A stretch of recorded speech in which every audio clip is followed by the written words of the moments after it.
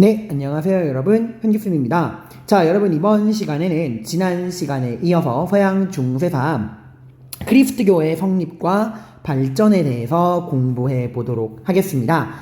이제 30번 프린트고요. 우리가 이제 지난 시간 때 서유럽 봉건사회의 성립을 공부했어요. 그래서 크게 5세기, 4세기 말부터 5세기까지 게르만족의 이동을 중심으로 프랑크 왕국, 메로베우스 왕조, 카롤루스 왕조, 클로비스, 카롤루스 마르텔, 피핀, 카롤루스 대제 이렇게 해서 게르만족의 이동과 이로 인한 프랑크 왕국의 역사를 공부를 했고요. 그 이후에 프랑크 왕국이 베르댕 메르센 조약으로 서프랑크, 동프랑크, 중프랑크 분열한 이후에 노르만족 이동을 하면서 봉건제가 수립되는 그 내용을 공부를 했습니다. 정치적으로는 주군과 공신 간의 쌍무계약적인 주종제, 경제적으로는 영주와 농노 간의 지배 예속에 의거한 장원제, 이렇게 우리가 주종제와 장원제를 중심으로 한 봉건제의 기본 개념을 공부를 했어요.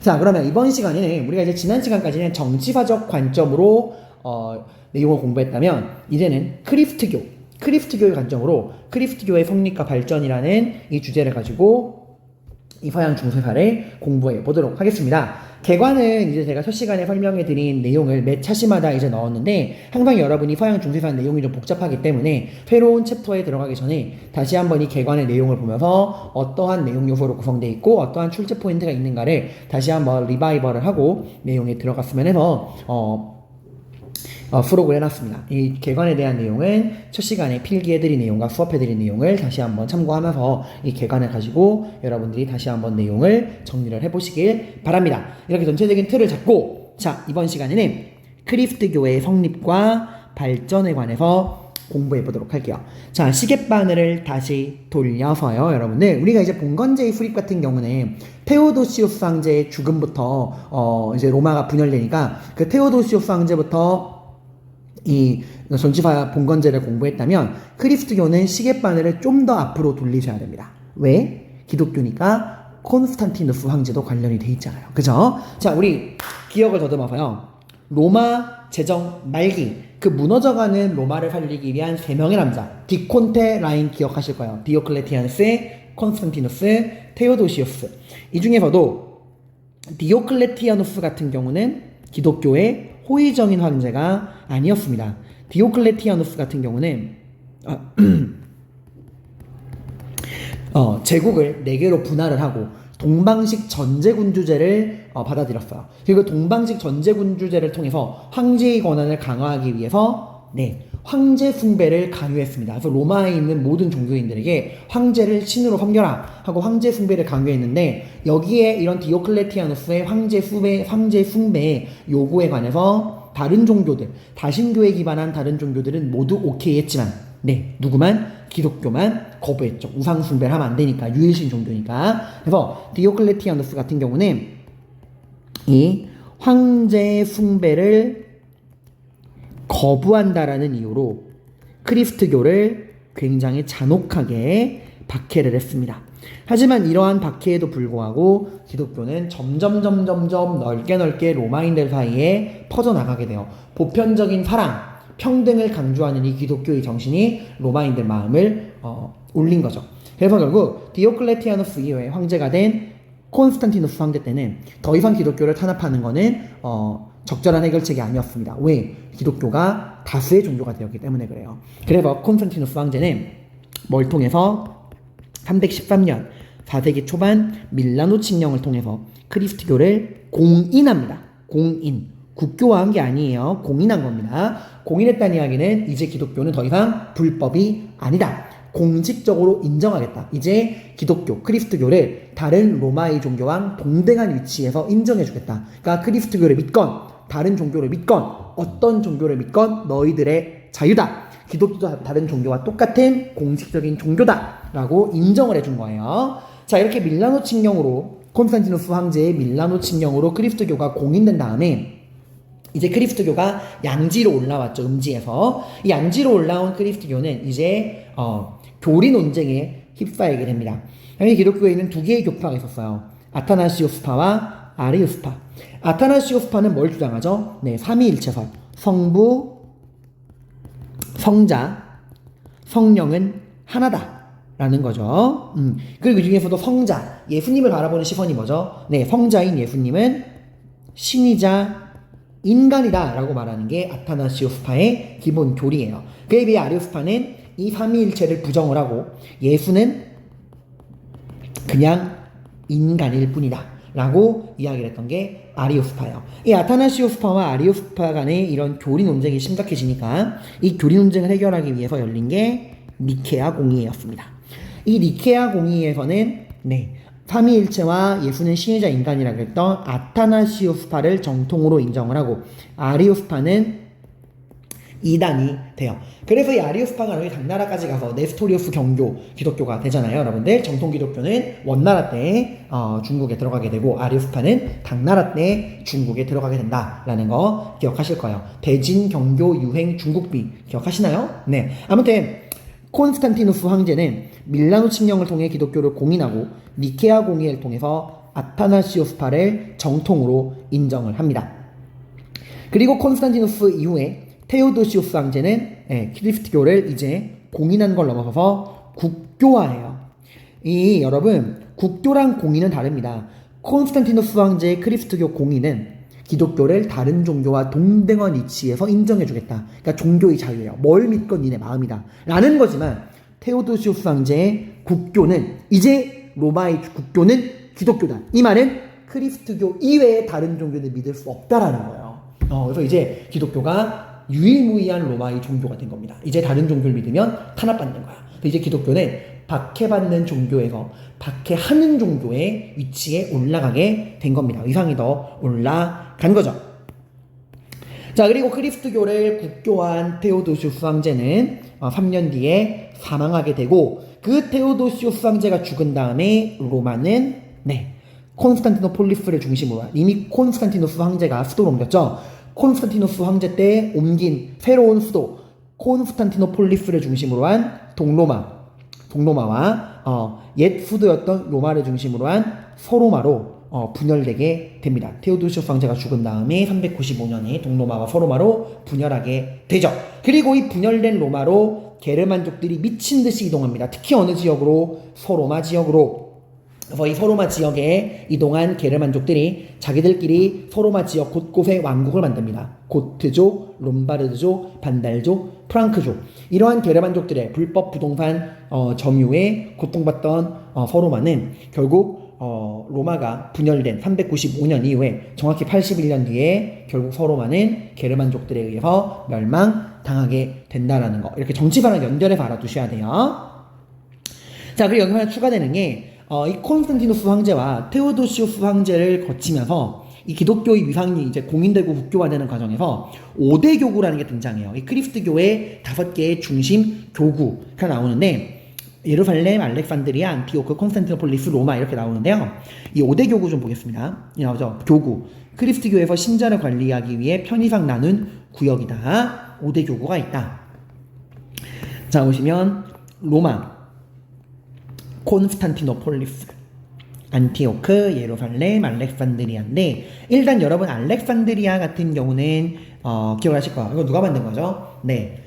동서 문화를 융합시켰던 헬레니즘 문화를 꽃피웠던 마케도니아의 필리포스 2세의 아들 아케메네스 왕조 페르시아를 에데사 전투에서 물리쳤던 알렉산드로스 대왕 기억하실 거예요. 이소스 전투.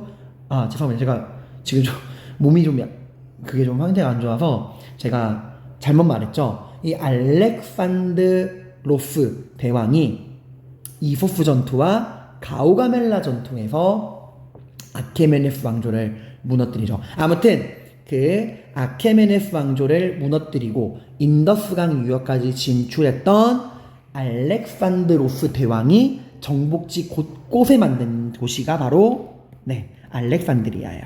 본인 이름을 딴 거죠.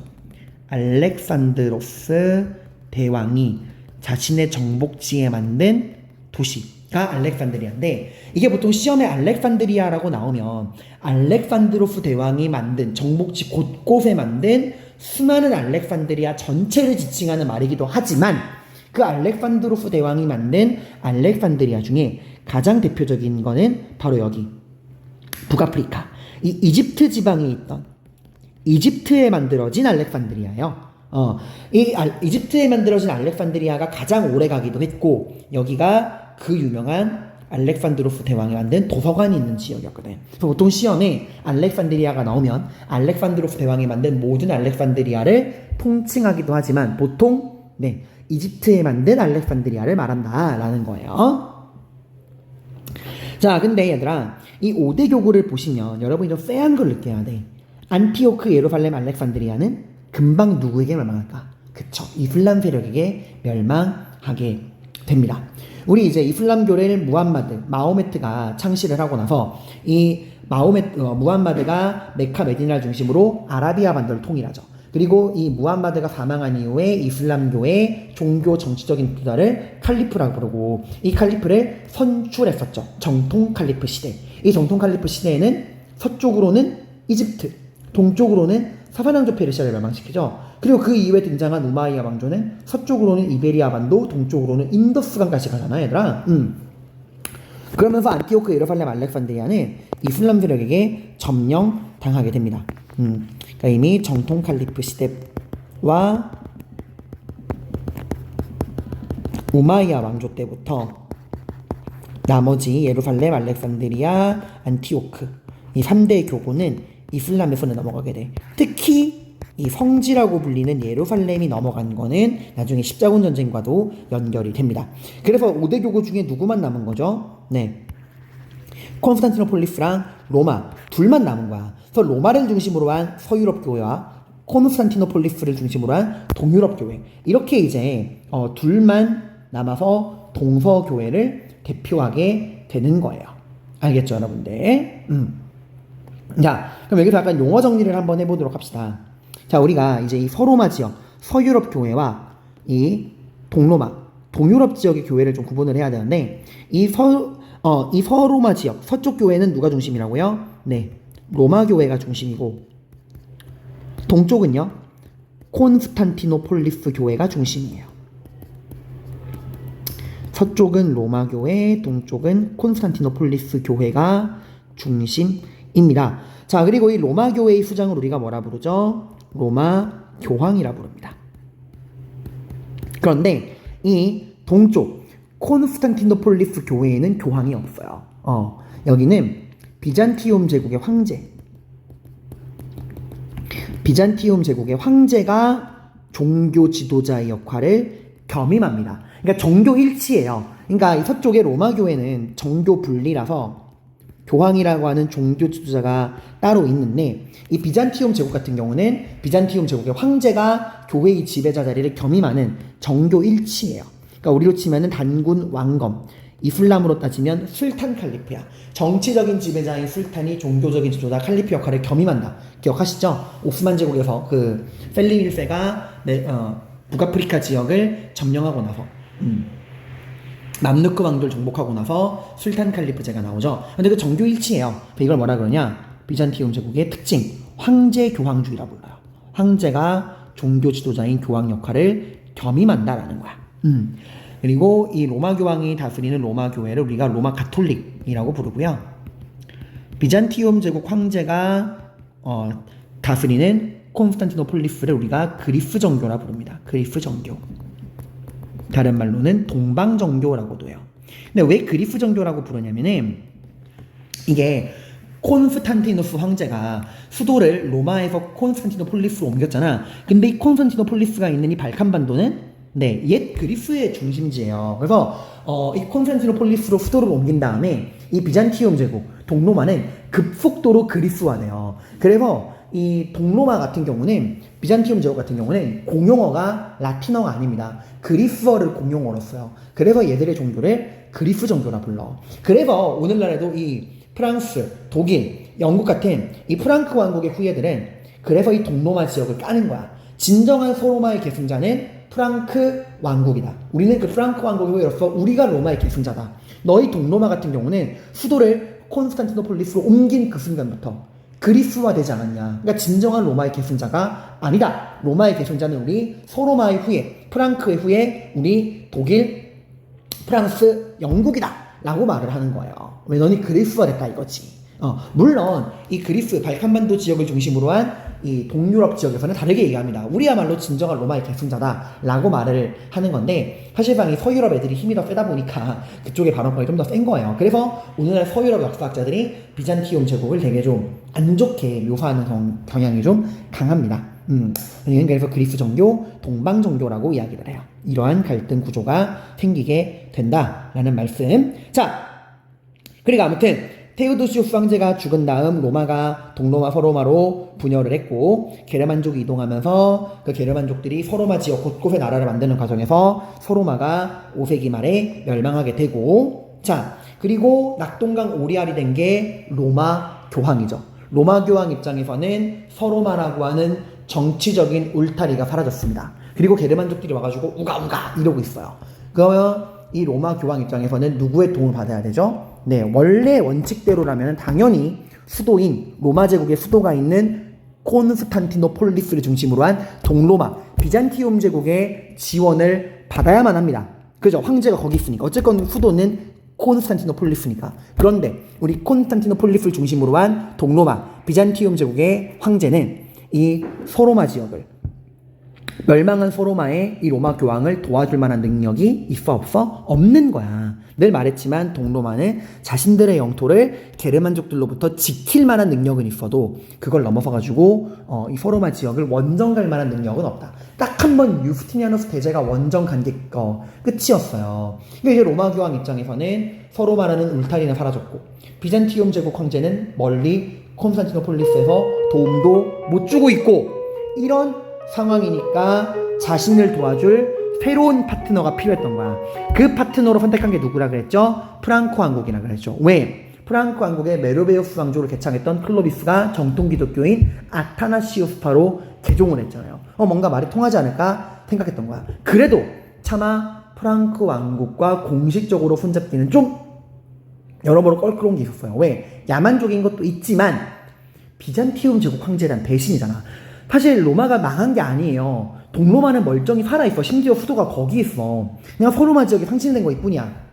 그러니까 로마 교황 입장에서는 누구의 신하죠? 공식적으로? 네, 동로마 비잔티움 제국 황제의 신하인 거예요. 그러니까 차마 그걸 대놓고 그 비잔티움 제국 황제의 눈치를 볼 수밖에 없는 거야, 얘들아. 그런데 로마 교황 입장에서는 가뜩이나 멀리 떨어져가지고 실질적인 도움을 못 주고 있던, 그래서 속으로만 원망하고 있던 이 비잔티움 제국 황제에게 완전 정이 뚝 떨어지는 계기가 생깁니다. 그게 바로 비잔티움 제국 황제 레오 3세가 726년에 발표했던 성상 숭배 금지령이에요. 다른 말로는 성상 파괴령이라고도 이야기를 합니다. 말 그대로 령이에요. 명령을 내린 거야. 누가? 동로마 비잔티움 제국 황제인 레오 3세가 누구에게? 로마 교황에게 명령을 내린 거야. 뭐라고? 성상을 숭배하지 말라고. 성상 숭배를 금지한다고. 성상을 파괴하라고 명령을 내린 거야. 어쨌건 로마 교황은 비잔티움 제국 황제에게는 신하에 불과할 거니까. 그죠? 로마 비잔티움 제국 황제 입장에서는 본인이 로마 황제니까 명령을 내린 거예요.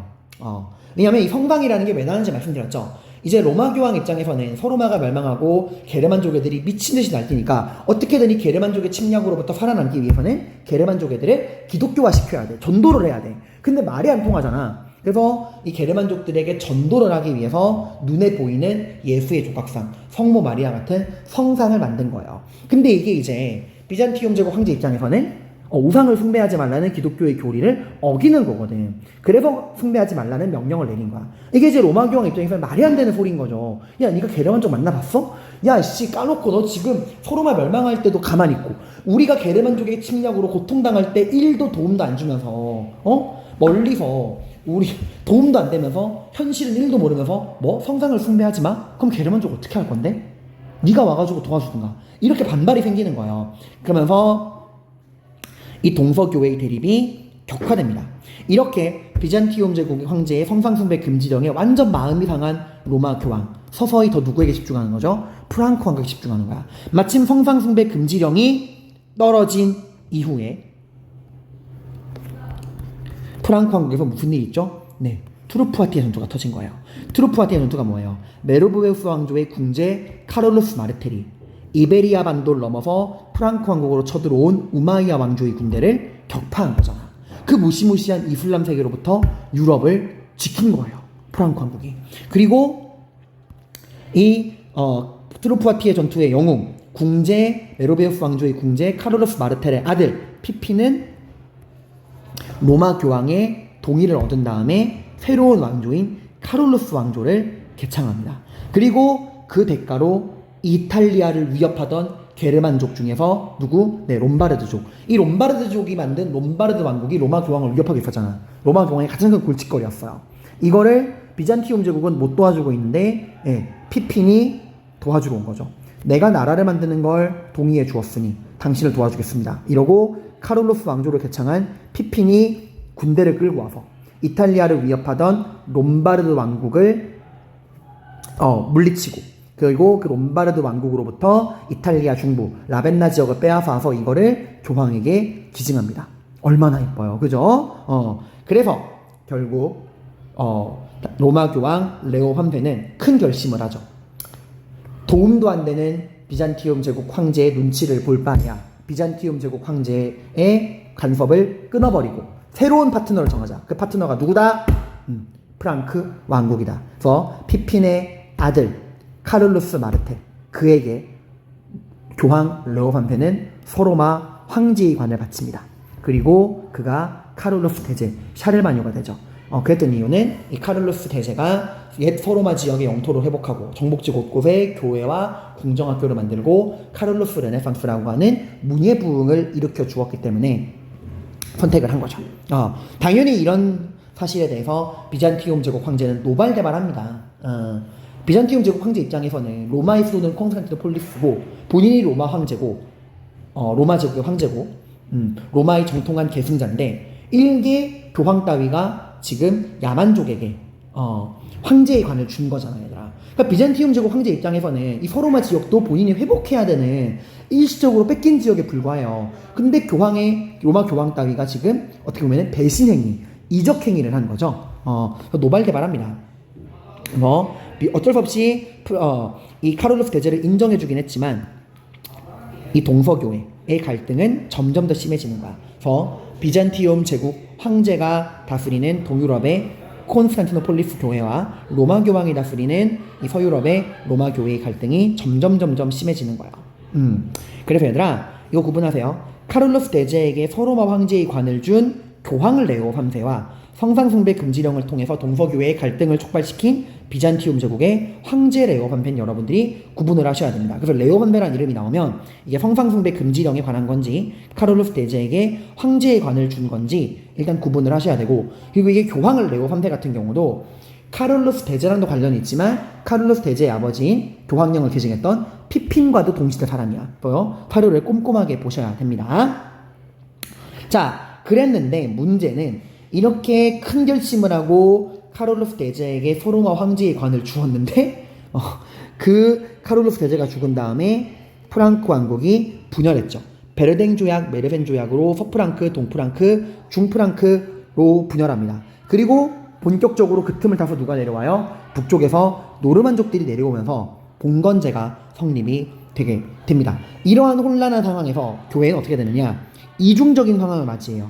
성장과 세속화.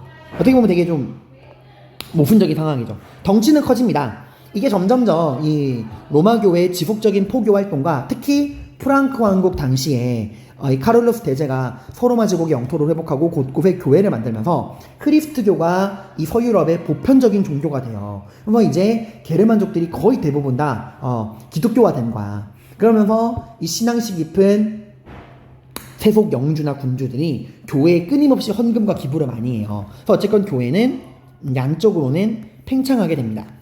그러면서 교황을 중심으로 한 가톨릭 교회는 개서제라는 걸 확립하게 돼요. 개서제라는 건 계급과 서열이라는 거야. 계급과 서열.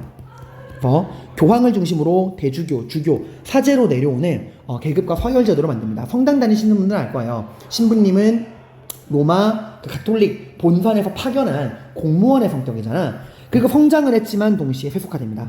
이게 뭐냐면 어쨌건 성직자, 교회로 재물이 들어오다 보니까 이 재물 맛을 본, 돈 맛을 본 성직자들이 대토지를 소유하고 성직을 매매하고 결혼까지 하는 등 부패와 타락을 하게 돼요. 그리고 또 요거 프랑크 왕국이 분열하고 노르만족이 이동하는 상황에서 지역 단위로 살아남기 위해서 얘들아 뭐가 만들어진다겠죠? 전파를 중심으로 봉건제가 만들어진다 그랬죠? 자, 그럼 얘들아 이 각각의 지역별로 있는 교회, 여러분이 그 지역별로 있는 교회의 주교나 사제라고 생각을 해보세요. 여러분은 원래대로라면은 교황에게 임명을 받은 교황을 섬겨야 되는 교황의 신하예요. 그런데 지금 당장 눈앞에 노르만족들이 도끼 들고 여러분 뚝배기 깨려고 어슬렁거리고 있어. 이런 상황에서 그 지역 단위로 있는 주교가 로마 교황에게 도움받기에는 너무 멀리 있잖아. 그럼 당장 어떻게 해야죠? 당장 저 눈앞에 있는 노르만족들로부터 살아남기 위해서는 여러분은 누구에게 의지해야 되죠?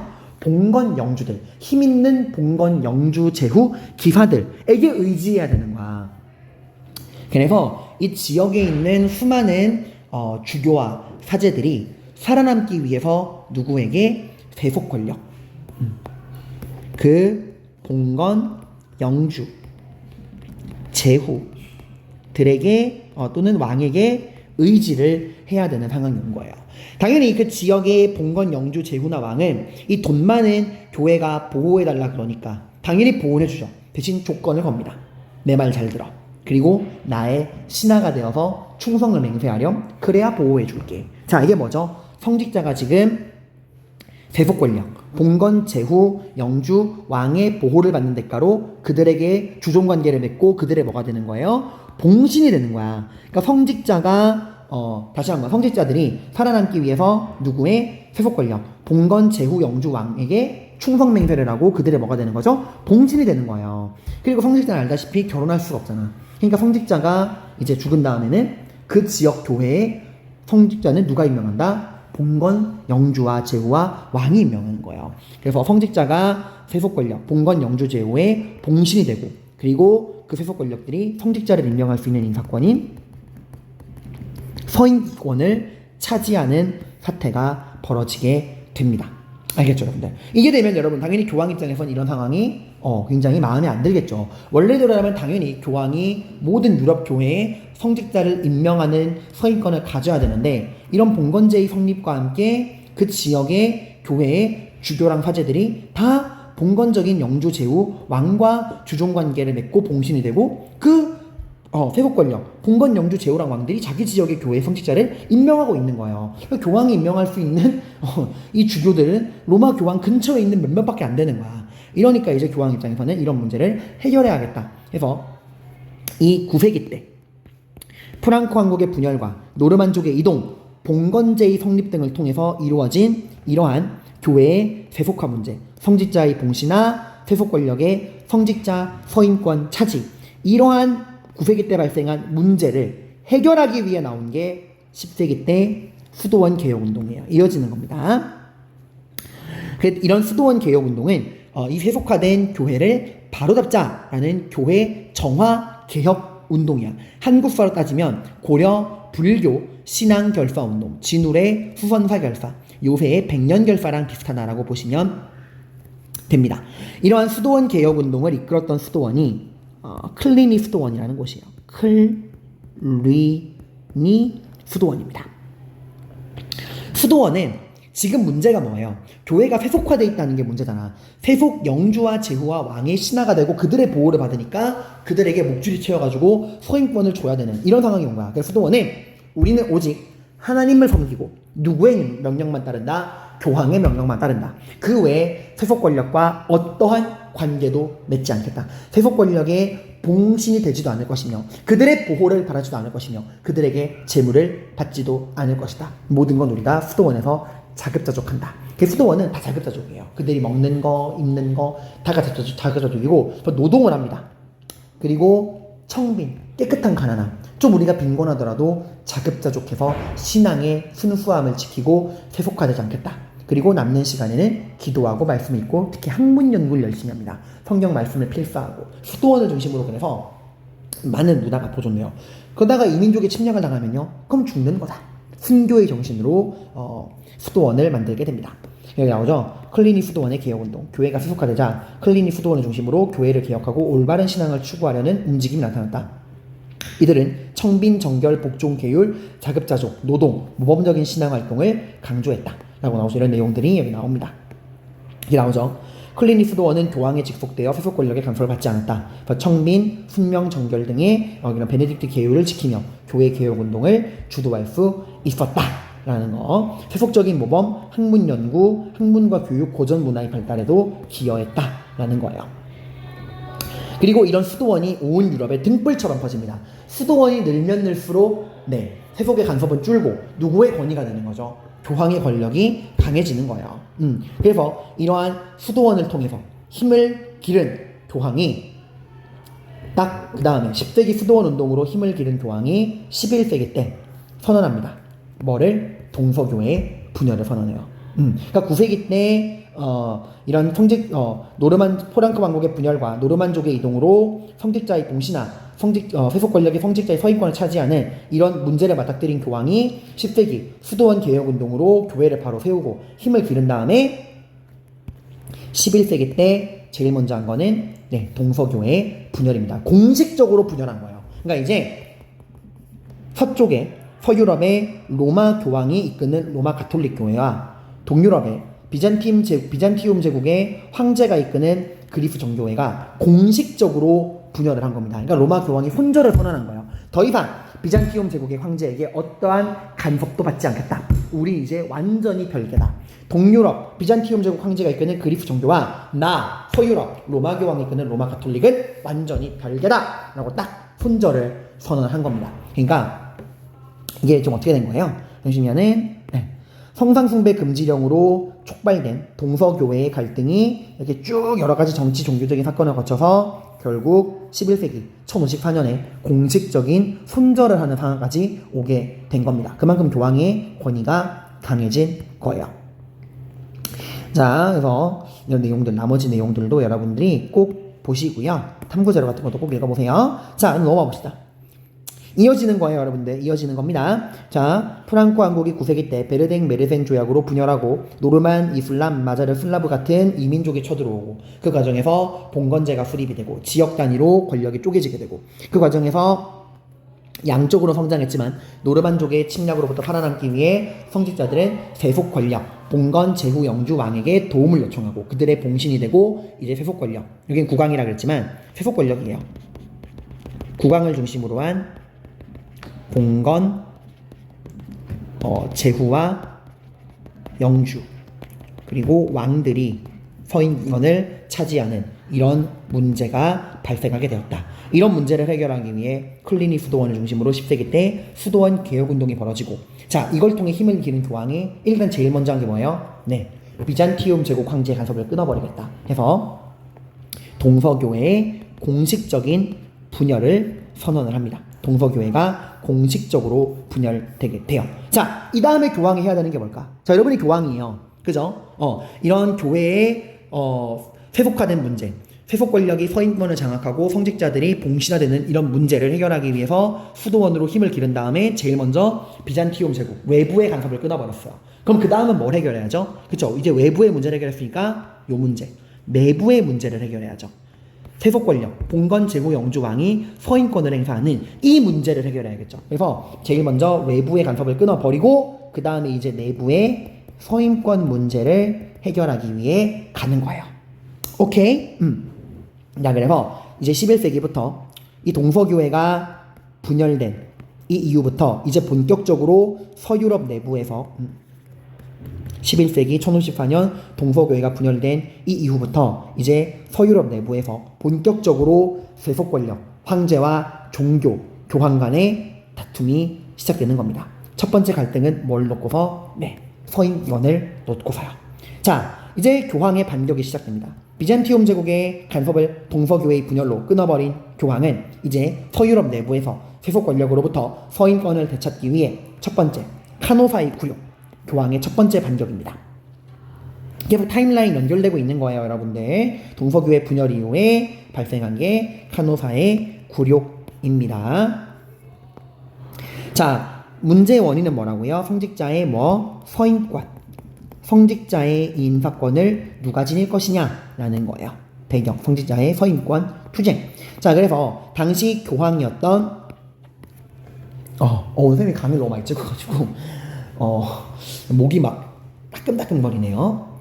자, 당시 교황이 누구라고요? 당시 이런, 카노바이, 말 좀 꼬였네요. 자, 성신자의 서인권 투쟁으로 카노바이 그렇게 발생을 하는데, 이때 관련돼 있는 교황은 클리니 수도원 출신, 10세기 수도원 개혁운동을 이끌었던 수도원의 본고장, 클리니 수도원 출신 그레고리우스 7세라는 사람입니다. 굉장히 엄격하고 원리 원칙을 중시하는 교황이었어요. 그리고 이 그레고리우스 7세가 콕 찍어서 누구를 저격하냐? 신성 로마 제국. 기억하시죠? 프랑크 왕국이 베르덴 조약, 메르센 조약으로 분열했을 때 동프랑크, 그 동프랑크에서 오토 1세가 등장을 하죠. 그 오토 1세가 레이펠트 전투에서 마자르족, 슬라브족을 적대하고 이탈리아 반도의 내란을 진압한 다음에 교황에게 딜을 걸잖아. 내가 교회를 보호할 테니 나를 황제로 임명해주세요. 그래서 만들어진 게 신성 로마 제국이에요. 신성하지도 않고 로마도 아니야. 분명히 독일 지역인데 나라 이름은 로마야. 그래서 찍은 거예요. 뭐냐면 신성 로마 제국은 겉으로는 굉장히 화려해 보이지만 치명적인 문제가 있어. 분명히 독일 지역인데 나라 이름이 신성 로마 제국이야. 말했죠? 신성 로마 제국의 역대 황제들은 자신들이 발딛고 있는 것은 독일인데 눈은 어디가 있어? 로마에가 있어. 자국의 통치에 큰 관심이 없어. 그래서 겉은 화려하지만 그 속에는 권력이 황제에게 집중되어 있지 않습니다. 독일의 제후와 영주들은 다 자기들 마음대로 권력을 휘두르고 있는 거야. 황제가 관심이 없으니까. 그래서 그레고리우스 7세는 신성 로마 제국은 취약하다. 내부의 단결이 전혀 안 돼 있다. 그래서 무너뜨릴 수 있다. 그래서 신성 로마 제국의 황제인 하인리 4세를 콕 찍어서 서인권을 반납해라 라고 요구를 합니다. 당연히 하인리 4세는 뭔 개소리야 하고 들은 척도 하지 않아요. 그래서 교황 그레고리우스 7세는 황제를 파문합니다. 파문. 교황이 내릴 수 있는 가장 강력한 카드가 바로 파문이에요. 교회로부터 추방당하는 것을 뜻한다. 중세 유럽은 크리스트교의 영향이 막강했기 때문에 당시 사람들은 파문당하는 걸 무서운 벌로 여겼다. 당시 크리스트교의 영향력이 얼마나 막강했냐? 이런 말이 있어요. 교회를 떠나서는 태어날 수도 없고 태어날 수도 죽을 수도 없다. 이게 중세 유럽이야. 근데 이제 하인리 4세는 교황의 파문을 무시했죠. 그런데 하인리 4세 밑에 있는 수많은 봉건 영주들, 귀족과 백성들은 그렇지 않았어요. 우리가 섬기는 황제가 교황, 하나님의 대리인인 교황께 파문을 당했다고? 그렇다는 건 하나님께 버림받은 거잖아. 하나님께 버림받은 황제를 우리가 황제로 인정할 수 있는 건가? 하고 수많은 봉건 하인리 4세 밑에 있는 신성 로마 제국의 수많은 귀족들이 황제에 대한 충성을 철회합니다. 그리고 심지어 막 농민 반란도 터지고 나라가 난리가 난 거야. 그만큼 신성 로마 제국 자체가 이 단결이 진짜 안 돼 있는 나라였다라는 거야. 역대 황제들이 로마 문제만 관심이 있다 보니까. 그래서 이 교황의 파문 한마디에 나라 전체가 뒤흔들린 거야. 그래서 하인리 4세가 뒤늦게 아이고 이거 안 되겠구나 이래서 교황이 머무르고 있던 카노사 별장까지 한겨울에 찾아와서 사흘 밤낮으로 눈을 맞아가면서 속옷 차림으로 교황에게 용서를 구합니다. 그래서 교황은 파문을 철회해 줍니다. 자, 그래서 그럼 선생님 이 카노사의 굴욕으로 이제 성직자의 서인권은 교황에게 넘어왔나요? 그건 아니에요. 여기 주의할 게 비록 교황이 황제한테 한 방 먹였지만 이 한 번의 사건으로 서인권이 황제에게서 교황으로 넘어오진 않습니다. 왜냐하면 이 이후에 하인리 4세도 보통이 아니야. 교황에게 어쨌건 용서를 받은 하인리 4세는 자국에 돌아가서 교황이 파문 때렸을 때 자신에게 충성을 철회한 봉건 영주들의 목을 싹 다 날려버리고요. 그 이후로 내부 단속을 한 다음에 하인리 4세는 복수를 합니다. 그래서 그레고리우스 7세를 쫓아내요. 교황 자리에서. 그래서 한 번 주고받은 거야. 다만 여기선 이제 교황의 힘이 생각보다 굉장히 강하다. 교황의 파문 한 방이면 황제도 무릎을 꿇을 수 있다라는 걸 보여준 거지. 그래서 이 카노사의 굴욕으로 교황권과 황제권이 거의 동등한 위치까지 올라오게 됩니다. 자, 그 다음 교황의 두 번째 카드 바로 클레르몽 공의의 십자군 전쟁입니다. 십자군 전쟁 같은 경우는 1095년 11세기부터 1291년 13세기까지 근 200년 가까이 지속된 어마어마한 전쟁이었는데 이 십자군 전쟁 같은 경우는 여러분 누가 싸운 거죠? 네, 동로마 비잔티움 제국과 셀주크 티르크가 싸운 거잖아요. 셀주크 티르크.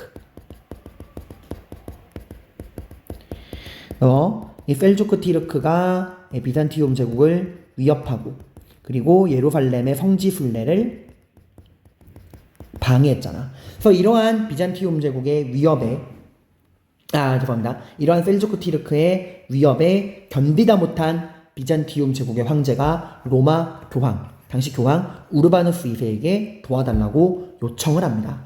그러니까 이게 비잔티움 제국이 얼마나 지금 위급한 상황이었는가 알 수 있죠, 여러분들. 그냥 우리 알 거야. 성상 숭배 금지령 때만 해도요, 여러분들 0이었어요. 비잔티움 제국의 황제인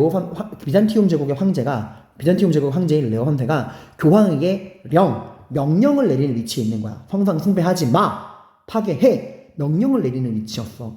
그러다가 점점점 교황 힘이 강해져서 1054년에 11세기 때는 아예 공식적으로 손절했잖아. 너는 너, 나는 나. 이제 서로 남남이야. 우리 쌩까자. 함께해서 더러웠고 다시는 얼굴 보지 말자 하고 서로 손절한 거예요. 그죠?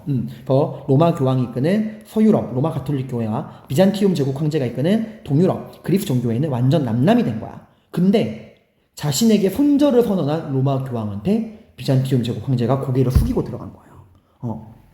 힘의 관계가 역전된 거고 그만큼 이제 비잔티움 제국이 위급한 상황이었다는 거죠. 여러분을 치면은 여러분한테 손절한 친구한테 찾아가서 도와달라고 이야기를 하는 거야. 얼마나 굴욕적이에요. 그리고 우르바누스 2세는 반대로 얼마나 어깨가 으쓱했을까. 선대 교황님들 보고 계십니까? 이게 저희 교황입니다. 지금 이 정도까지 우리 교황이 성장했습니다. 라는 거죠. 그리고 으쓱한 우리 교황 우르바누스 2세는 이번 기회에 나 로마 가톨릭 교회 로마 교회 수장인 나 교황이 동유럽 콘스탄티노폴리스 교회까지 먹어치워야겠다. 그래서 통합된 교회의 리더가 돼야겠다. 그래서 열었던 게 클레르몽 공의회입니다. 클레르몽 공의회. 여기서 이제 교황 우르바누스 2세는 두 가지를 이야기하죠. 첫 번째, 예루살렘을 회복하자. 성지를 회복하자. 그리고 누굴 도와주자? 우리의 고통받는 저 불쌍한 우리에게 도움을 요청하는 비잔티움 제국을 도와주자. 라고 이야기를 합니다. 그리고 이런 우르바누스 2세 클레르몽 공의회를 통해서 온 유럽의 봉건, 제후, 영주, 상인, 왕들이 한데 모여서 군대를 만듭니다. 그게 바로 십자군 전쟁이에요. 십자군 전쟁. 그러니까 이거는 물론 이 전쟁에 참여한 봉건, 영주와 제후와 왕들이 순수한 종교적인 열망만 가지고 온 건 아니지만 어쨌건 교황의 말 한마디에 온 유럽이 단결할 수 있다는 건 그만큼 교황이 중세 유럽이 크리스트교 세계라는 것. 그러니까 이 클레르몬 공의회를 통한 십자군 전쟁은 보여주는 거야. 중세 유럽은 크리스트교 공동체다. 그리고 그 크리스트교의 수장인 교황의 권위가 굉장히 막강하다라는 것을 보여준 겁니다. 자, 그리고 이제 교황이 결국 세 번째 결정타를 먹여요. 보름스 협약. 이제 공식적으로 교황이 뭘 차지하게 되는 거죠? 성직자의 서임권을 차지하게 됩니다. 당시에 신성로마 제국의 황제였던 하인리 5세, 그 카노사의 굴욕을 당했던 하인리 4세 후손이야. 이 하인리 5세는 당시 교황이었던 갈릭투스 2세에게 서임권을 넘깁니다. 그래서 여기 나오죠. 보름스 협약. 신성로마 제국 황제 하인리 5세가 교황 갈릭투스 2세가 체결한 협약으로 황제가 가진 성직자의 서임권을 교황이 차지하는 데 동의하고 대신 성직자는 황제의 봉신이 된다. 형식적인 거야. 성직자가 비록 황제의 봉신으로서 황제에게 충성을 다하지만 애초에 그 성직자는 누가 임명하는 거야? 교황이 임명하는 거예요. 그러니까 교황의 판정승인 거죠. 그래서 서임권 문제까지도 일단락 되게 됩니다. 자, 이렇게 12세기 보름스 협약을 통해서 성직자의 서임권을 차지한 교황의 권위는 십자군 전쟁이 막바지에 치렀던 13세기 때 절정에 달해요. 교황권의 최전성기입니다.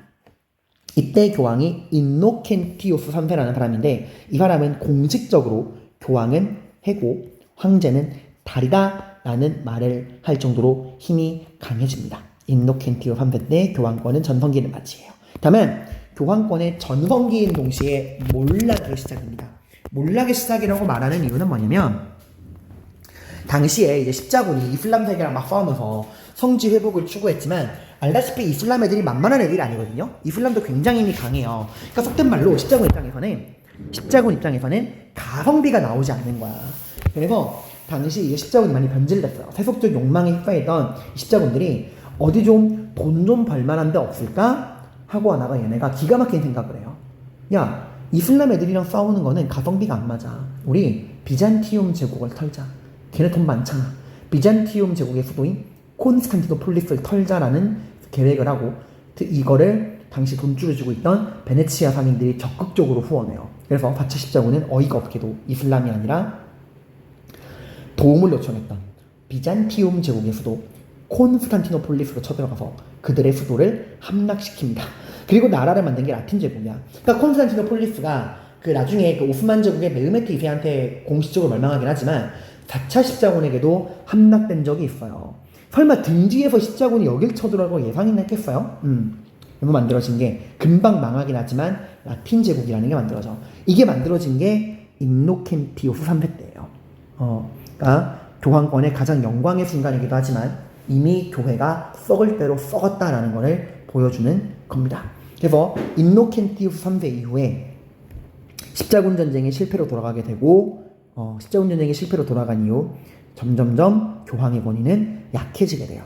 그 교황의 힘이 약해지는 동시에 누구의 힘은 강해지냐? 왕의 힘, 황제의 힘은 강해집니다. 그래서 14세기, 15세기 때 오게 되면 이 세속 권력의 반격이 시작됩니다. 그걸 보여주는 게 백년 전쟁이에요. 백년 전쟁은 십자군 전쟁이랑은 성격이 달라요. 영국과 프랑스 간의 세속적인 전쟁이잖아, 얘들아. 자, 그래서 이런 이제 14, 15세기 때 세속 권력이 교황권을 압도하기 시작한다라는 것을 보여주는 게 바로 아비뇽 요수와 교회 대분열입니다. 아비뇽 요수랑 교회 대분열이에요. 아비뇽 요수, 교회 대분열. 이번 아비뇽 요수 같은 경우는 왜 일어났냐? 배경을 보시면 자, 이제는 서인권이 아니야. 이미 서인권 문제는 끝났죠. 이제는 과세권 문제예요. 각 나라별로 있는 교회와 성직자는 누구에게 세금을 내야 되냐? 프랑스에 있는 교회랑 성직자는 로마 교황에게 세금을 내야 되느냐? 프랑스의 왕에게 세금을 내야 되느냐? 하는 교회와 성직자에 대한 과세권 문제가 터지게 됩니다. 당연히 이제 세속 군주들 입장에서는 자신들이 다스리는 나라에 있는 교회랑 성직자로부터 자신들이 세금을 걷고 싶었을 건데 그 전까지는 말을 못했어요. 교황의 힘이 너무 강하니까. 그런데 십자군 전쟁의 실패로 돌아간 이후에 점점점 봉건제가 해체되고 왕을 중심으로 한 중앙집권 국가가 만들어지면서 세속 군주들이 이 세금에 교회랑 성직자들이 내는 세금에 욕심을 내게 된 거야. 이걸 처음 공식적으로 문제를 제기했던 건 신성로마 제국이 아닙니다. 프랑스의 왕 필리프 4세예요. 프랑스의 왕 필리프 4세가 이제부터 프랑스에 있는 교회랑 성직자는 로마 교황청이 아니라 나 프랑스의 왕 필리프 4세에게 세금을 걷어라 라고 공식적으로 선언을 하게 됩니다. 당연히 교황은 노발대발하겠죠. 당시 교황 보니파키우스 8세는 노발대발하게 됩니다. 그래서 이 교회랑 성직자에 대한 과세권을 놓고서 교황 보니파키우스 8세와 프랑스의 왕 필리프 4세 간의 갈등이 벌어지게 돼요. 자, 근데 필리프 4세는 그 전에 카노사의 굴욕에서 패배했던 하인리 4세로부터 교훈을 얻습니다. 하인리 4세가 내부 단속이 전혀 안 돼 있으니까 이 교황의 파문 하나에 온 나라가 뒤흔들렸잖아. 그래서 필리프 4세는 미리 준비해요. 분명히 교황은 이번에도 파문을 할 것이다. 그럼 내가 미리 대비해야겠다. 파문에 흔들리지 않게 프랑스의 내부 단속을 해야겠다. 그래서 필리프 4세가 뭘 소집하느냐? 삼부회라는 걸 소집해요. 삼부회는 신분제 의회입니다. 신분별 대표들이 모인 의회인데요. 나중에 삼부회는 프랑스 대혁명 때도 나올 거예요. 1신분 기도하는 성직자, 그리고 2신분 귀족. 그리고 3신분은 평민. 여기서의 평민은 농사짓는 가난한 평민이 아니라 부르주아, 상공업자들의 대표를 말해요. 그래서 1신분 성직자 대표, 2신분 귀족 대표, 3신분 평민, 상공업, 부르주아들 대표들을 모아서 의회를 연 겁니다. 그게 바로 삼부회예요. 그래서 말해요. 내가 이제부터 우리 프랑스 땅에 있는 교회랑 성직자들의 세금을 왕인 내가 직접 걷을 건데 어떻게 생각하느냐 했을 때 1신분, 2신분, 3신분이 모두 모인 삼부회는 필리프 4세의 의견에 동의합니다. 그러니까 1신분이 성직자마저도 동의한 거야. 그러니까 일종의 프랑스에 있는 교회랑 성직자들이 로마 교황청을 배신한 거죠. 그만큼 이제 프랑스 왕의 힘이 강해지니까 얘들 줄을 쓴 거죠. 그래서 필리프 4세는 삼부회를 통해서 프랑스 국내의 여론을 하나로, 신분별 여론을 하나로 똘똘똘 모으고 내부의 단결을 강화해 놓은 상태였어. 근데 이제 이거를 제대로 몰랐던 보니파키우스 8세는 늘 했듯이 습관성 파문을 때립니다. 근데 파문을 하기 전에 이 사람이 하나의 글을 발표해. 이게 이제 우남쌍땀이라는 거거든요. 우남쌍땀. 교황이 발표한 글이에요. 이게 여기 나옵니다. 1302년 교황 보니파키우스 8세는 우남쌍땀, 이게 라틴어예요. 우남쌍땀 발표하는데 결국에는 핵심은 뭐냐면 세속 권력이 과오를 저지르면 영적 권력이 심판을 해야 하며 영적 권력은 세속 권력보다 우월하다라는 거예요. 즉, 나 교황의 권위가, 나 교황의 영적인 권력이 너희 세속 권력을 압도할 것이다 라는 선언문입니다. 그리고 이 우남쌍땀을 발표한 다음에 곧바로 보니파키우스 8세는 필리프 4세를 파문 때려요. 하지만 같은 파문이지만 카노사의 구족대랑은 정반대입니다. 파문을 때렸지만 프랑스에는 어떠한 동요도 일어나지 않고 어떠한 타격도 주지 못합니다. 왜? 이미 삼부회를 소집해서 내부의 단결을 공고히 했잖아. 그리고 이제는 필리프 4세가 반격에 들어갑니다. 날 파문에 교황 좀 이뻐해줘야겠네? 이래가지고 터진 게 정말 쇼킹한 사건, 아나니 사건이에요. 아나니가 지역 이름입니다. 로마 근처에 있는 교황의 휴양지가 있는 곳이 아나니, 시골 마을 아나니야. 당시 보니파키우스 8세가 나이가 되게 많았거든. 노인이었어요. 그래서 보니파키우스 8세는 아나니에서 쉬고 있는 상황이었어. 그때 필리프 4세가 자신의 측근인 노가레를 시켜서 불량배를 동원해서 아나니를 습격합니다. 여기 있던 보니파키우스 8세를 폭행, 구타, 감금시켜요. 물론 이 교황 보니파키우스 8세는 금방 풀려나긴 하지만 너무나 쇼킹한 거잖아. 프랑스 왕이 보낸 불량배가 교황을 폭행한 거야, 얘들아. 그래서 이 아나니 사건으로 충격을 받은 보니파키우스 8세는 주님 곁으로 가요. 8세는 충격으로 사망하게 됩니다. 자, 그 이후에, 그 아나니 사건 이후에 새롭게 교황이 된 클레멘스 5세는 두려움에 떠는 거죠. 나도 죽는 거 아니야? 그래서 클레멘스 5세는 교황청을 로마에서 아비뇽으로 옮깁니다. 이게 바로 뭐예요? 아비뇽 유수예요. 그러니까 아비뇽이 프랑스 땅이야. 그러니까 이제 로마를 떠나서 아비뇽으로 가서 로마 교황이 프랑스 왕의 포로 생활을 하게 되는 게 아비뇽 유수입니다. 그러니까 보니파키우스 8세가 간 게 아니라 그 보니파키우스 8세가 필리프 4세와의 갈등 속에서 죽고 새로 교황이 된 클레멘스 5세가 교황청을 아비뇽으로 옮긴 게 아비뇽 유후예요. 자, 그리고 무려 거의 70년에 가까운 세월 동안 로마 교황은 로마를 떠나서 아비뇽 포로 생활을 합니다. 이래서 이제 로마 교황의 권위가 땅에 떨어지게 되는데 그러다가 1378년에 이제 아비뇽 유수가 끝나요. 그 끝나게 된 게 당시 이제 교황이었던 아비뇽에서 포로 생활을 하던 우르반 6세라는 교황이 언제까지 아비뇽에서 포로 생활을 할 수 없다 해서 아비뇽을 벗어나서 로마로 돌아옵니다. 그리고 이제 난 로마로 돌아왔다 하고 이제 선언을 하게 돼요. 하지만 프랑스에서는 그 로마로 돌아간 교황을 인정하지 않습니다. 저건 가짜 교황이다. 진짜 교황을 뽑겠다. 그래서 아비뇽에서 교황을 새로 뽑아요. 그래서 로마로 돌아간 로마 교황과 아비뇽에서 새로 뽑은 교황 간의 갈등이 벌어진 거야. 그러니까 교황이 둘이지요. 로마 교황과 아비뇽 교황. 교황이 두 명이 만들어지는 희대의 사건이 벌어진 겁니다. 그래서 로마 교황과 아비뇽 교황이 이제 갈라진 거야. 로마와 아비뇽에서 각각 교황이 선출돼서 대립했던 시기가 교회 대분열입니다. 자, 이렇게 되니까 이런 교회가 개막장이죠. 그래가지고 이런 문제를 해결하겠다고 교회 개혁운동이 벌어지게 돼요. 교회 잘못되었다. 교회에 대한 비판의 목소리가 나옵니다. 이 사람들이 말아두세요. 위클리프랑 후스라는 사람인데, 위클리프는 영국인이고 후스는 체코인입니다. 둘 다 나중에 나오는 그 루터와 칼뱅으로부터 나오는 종교개혁의 선구자예요. 이 사람들은. 이 사람들이 뭐라 그러냐면, 지금의 교회는 잘못되었다. 그리고 교황의 권위를 인정하지 않아요. 얘네들은 근본적 이야기를 하는 거야. 왜 교황이 존재하지? 하나님의 말씀을 기록한 성경. 성경엔 그 어디에도 교황을 두라는 말이 없어. 그럼 교황은 불법이야.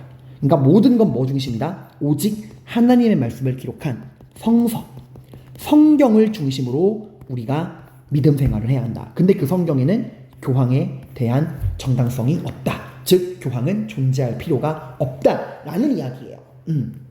이게 나중에 루터와 칼뱅의 종교개혁에서 그대로 이어지게 됩니다. 자, 이러한 비판 속에서 결국에 이런 문제를 해결해야겠다 하고 나온 게 그 유명한 콘스탄츠 공의회입니다. 콘스탄츠 공의회가 열린 목적은 뭘 수습하겠다? 교회 대분열을 수습하겠다는 거예요. 언제까지 이렇게 교황을 둘을 둘 수는 없는 거 아니냐? 그래서 콘스탄츠 공의회는 교회 대분열을 수습하기 위해서 당시 로마에 있던 교황과 아비뇽 교황 모두를 폐위시켜요. 다 꺼져니네. 그리고 새로운 단일 로마 교황을 선출합니다. 그러니까 결국 정통은 어디 있다? 결국 정통은 로마에 있다. 근데 이제 기존의 로마 교황, 아비뇽 교황은 너무 혼란스러우니까 일단 다 폐위시키고 새롭게 우리 공의회에서 정통성을 가진 새로운 단일 로마 교황을 선출하겠다. 즉 로마 교황은 정통이다라는 거예요. 그리고 교회를 비판하고 있던 위클리프랑 후스. 당시 위클리프는 죽었거든. 콘스탄츠 공의회가 열리기 전에. 그래서 위클리프는 이단으로 선언을 하고요. 콘스탄츠 공의회가 열릴 때 살아있던 후스는 공의회에서 불러서 화형시켜버립니다. 그래서 후스는 화형당해요. 근데 후스가 화형당하기 전에 100년 뒤에는 나를 대신해서, 후스가 거위란 뜻이거든. 그래서 후스가 체코말로 거위란 뜻이야. 그래서 후스가 뭐라 그러냐면 100년 뒤에는 불태울 수 없는, 나 같은 거위를 대신할 불태울 수 없는 백조가 등장할 것이다 라고 얘기했는데, 정말 정확히 100년 뒤에 루터가 등장을 하게 됩니다. 네, 그 정신이 이어지게 되는 거야. 그러니까 얘들아, 콘스탄츠 공의회는 교회 대분열을 수습하기 위해서 로마 교황과 아비뇽 교황 모두를 폐위하고 새로운 로마 교황을 선출해서 교회 대분열을 수습하긴 했지만, 이게 지금 본질적인 모순을 해결한 건 아니에요, 여러분들. 지금 위클리프랑 후스가 이야기하는 이런 성서지상주의, 교황의 잘못된 행동, 이런 것들을 본질적 모순을 해결한 게 아니란 말이야. 그래서 결국 이게 16세기 때 루터와 칼뱅을 통한 종교개혁으로 이어지게 되는 겁니다. 나중에 배울 거예요. 니케아 공의회, 클레르몬 공의회, 콘스탄츠 공의회, 세 개의 공의회를 배웠고 내용 정리해드렸습니다. 선생님이 각종 탐구 자료들 실어놓은 거 꼭꼭꼭 반드시 읽어보시고요. 다음 시간에는 중세 유럽의 문화 파트를 공부해 보도록 할게요. 고생 많으셨습니다.